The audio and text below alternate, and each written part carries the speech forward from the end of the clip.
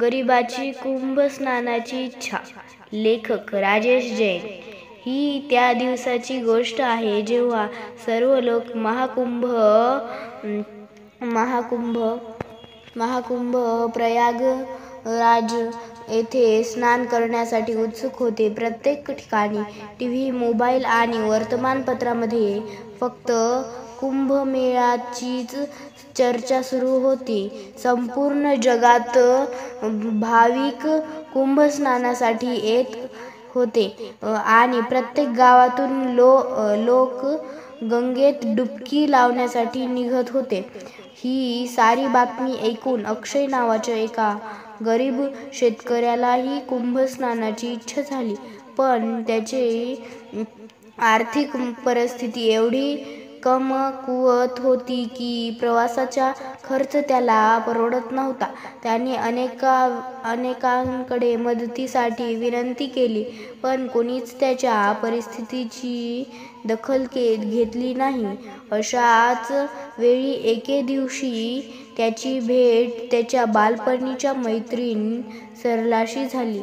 गप्पा दरम्यान अक्षयने तिला सांगितले की त्यालाही कुंभस्नान करायचे आहे, पण गरीब असल्यामुळे शक्य होत नाही. सरला हसली आणि म्हणाली, मन शुद्ध असेल तर ताटलीतली गंगा. अक्षय आश्चर्याने तिच्याकडे पाहू लागला. सरलाने समजावून सांगितले, तुझी भक्ती खरी असेल आणि मनापासून जर तू तुझ्या घरच्या पाण्यानेही स्नान केले तर तुला कुंभस्नानाचे समान पुण्य मिळेल. गरज आहे ती केवळ तुझ्या श्रद्धेची. ही गोष्ट अक्षयच्या मनाला भिडली. त्याने ठरवले की महाकुंभाच्या पवित्र पर्वावर तो आपल्या घरातच गंगाजलाने स्नान करेल.